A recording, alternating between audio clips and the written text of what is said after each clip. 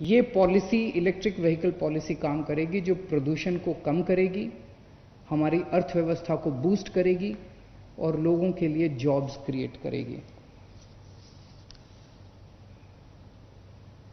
इस पॉलिसी को जैसे मैंने बताया कि आज सुबह नोटिफाई कर दिया गया है और इस पे पिछले 2.5 साल में हमने खूब चर्चाएं की है। ये कोई एसी कमरे में बैठ के किसी अफसर या किसी नेता के द्वारा बनाई गई पॉलिसी नहीं है।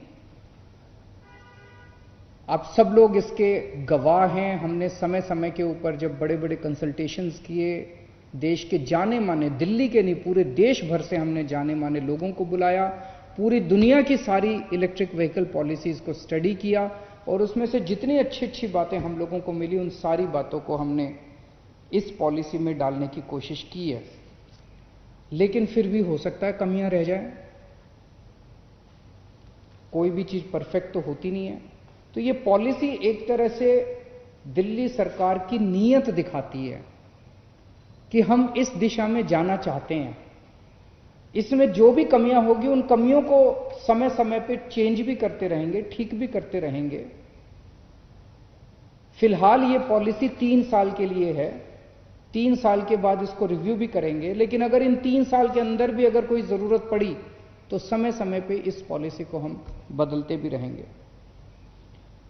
हमारा इसमें मकसद है स्पेसिफिक, अगर हम माइलस्टोन्स की बात करें, 2024 तक दिल्ली में जितने नए व्हीकल्स रजिस्टर होते हैं उसके कम से कम 25% नए व्हीकल्स 2024 तक इलेक्ट्रिक व्हीकल्स होने चाहिए।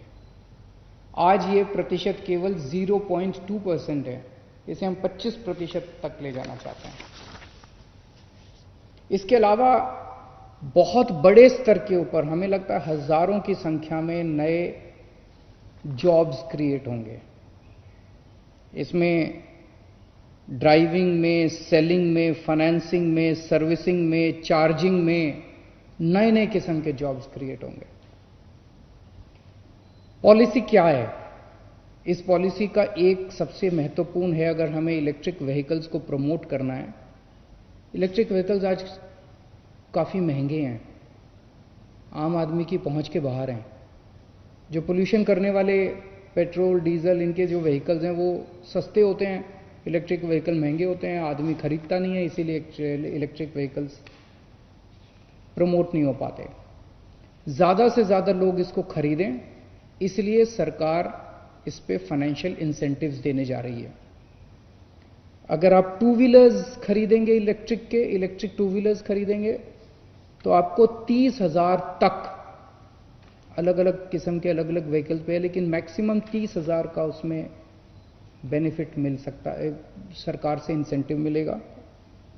कार्स पे 1.5 लाख तक का इंसेंटिव मिलेगा। ऑटो रिक्शाज पे 30,000 तक का इंसेंटिव मिलेगा। ई रिक्शाज पे 30,000 रुपए तक का इंसेंटिव मिलेगा। और जो मालवाहक हैं, फ्रेट व्हीकल्स हैं, उस पे 30,000 तक का इंसेंटिव मिलेगा। ये जितने इंसेंटिव्स है, एक केंद्र सरकार की स्कीम है। केंद्र सरकार की स्कीम को कहते हैं फेम इंडिया फेज 2 स्कीम। उस स्कीम में भी काफी इंसेंटिव्स मिलते हैं। जो इंसेंटिव मैंने बताई है उसके एडिशन में है। केंद्र सरकार तो देगी, अगर आप कोई इलेक्ट्रिक व्हीकल खरीदेंगे केंद्र सरकार भी आपको इंसेंटिव देगी। हमने जो भी अभी बताया 30,000, 50,000, ये उससे ज्यादा है।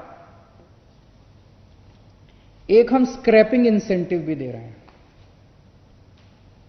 बहुत सारे ऐसे लोग हो सकते हैं जिनके घर में अभी पोल्यूटिंग व्हीकल है, पेट्रोल का व्हीकल है, डीजल का व्हीकल है। वो सोचता है यार मैं इसका क्या करूंगा। तो अगर आप एक्सचेंज करते हैं अपने पुराने व्हीकल को नए व्हीकल से एक्सचेंज करते हैं तो उसमें आपको स्क्रैपिंग इंसेंटिव दिया जाएगा, ताकि आप जो नया व्हीकल खरीद सकते हैं वो और भी सस्ता हो जाए। इस किस्म का जो स्क्रैपिंग इंसेंटिव है पूरे देश में सबसे पहली बार दिया जा रहा है। इसके अलावा जो कॉमर्शियल व्हीकल्स हैं, इलेक्ट्रिक कॉमर्शियल व्हीकल्स खरीदने के लिए सरकार लोन पे इंटरेस्ट वेवर देगी। अगर आप लोन लेंगे उसके लिए तो उस पर इंटरेस्ट, लो इंटरेस्ट, उस पर आपको सस्ते इंटरेस्ट के ऊपर लोन देगी। जितने इलेक्ट्रिक व्हीकल्स का रजिस्ट्रेशन होगा उसकी रजिस्ट्रेशन फीस और उसका रोड टैक्स दोनों माफ होंगे। और ये सारे इंसेंटिव्स, दो किस्म के इलेक्ट्रिक व्हीकल्स होते हैं। एक वो इलेक्ट्रिक व्हीकल्स होते हैं जो फिक्स्ड चार्जिंग वाले होते हैं और एक होते हैं जिसमें बैटरी स्वैपिंग होती है। ये जितने मैंने इंसेंटिव्स बताए सारे इंसेंटिव्स सभी व्हीकल्स के ऊपर लागू होंगे। आज सबसे बड़ी समस्या कोई क्यों नहीं खरीदता इलेक्ट्रिक व्हीकल। एक ये भी दिक्कत होती है कि पेट्रोल का व्हीकल खरीदते हो, पेट्रोल खत्म हो गया तो आपको एक पेट्रोल पंप मिल जाता है, वहां जाके पेट्रोल भरवा लेते हो। लेकिन आप गाड़ी चला रहे हो और अचानक आपकी चार्जिंग खत्म हो गई तो कहां जाओगे? तो इसीलिए पूरी दिल्ली के अंदर चार्जिंग स्टेशन बनाए जाएंगे, बहुत बड़ा चार्जिंग स्टेशन का नेटवर्क बनाया जाएगा। और हमारा टारगेट है पहले 1 साल में हम लोग 200 चार्जिंग स्टेशंस पूरी दिल्ली के अंदर बनाने जा रहे हैं। तो पूरी हमारा मकसद है कि जल्दी से जल्दी इतने चार्जिंग स्टेशंस बने कि 3 किलोमीटर के दायरे में, दिल्ली में कहीं भी 3 किलोमीटर के दायरे में आपको एक चार्जिंग स्टेशन मिल जाएगा। इसके अलावा हमारे युवाओं को इस पे खूब सारे जॉब्स मिले। नई टेक्नोलॉजी है, नया काम है, तो ट्रेनिंग नहीं होगी उनकी, तो युवाओं को बड़े स्तर के ऊपर ट्रेनिंग देने की भी तैयारी की जा रही है। तो इलेक्ट्रिक व्हीकल से संबंधित जितने भी काम होंगे उन सारे कामों के लिए अपने युवाओं को ट्रेनिंग दी जाएगी ताकि उनको इसमें जॉब्स मिल सकें। एक राज्य के स्तर पे, दिल्ली के स्तर पे एक स्टेट ईवी फंड बनाया जा रहा है जिसमें इसमें जो भी खर्चा आएगा वो सारा स्टेट ईवी फंड से उसको किया जाएगा। दिल्ली के स्तर पे एक स्टेट इलेक्ट्रिक व्हीकल बोर्ड बनाया जाएगा जिसके चेयरमैन हमारे ट्रांसपोर्ट मिनिस्टर होंगे और एक डेडिकेटेड ईवी सेल बनाया जाएगा जो इसको पूरे को लागू करेगा, इस पॉलिसी को। अगले 5 साल में हमें उम्मीद है कि दिल्ली में कम से कम 5 लाख नए इलेक्ट्रिक व्हीकल्स रजिस्टर किए जाएंगे। आज दिल्ली विकास मॉडल की चर्चा पूरे देश में हो रही है।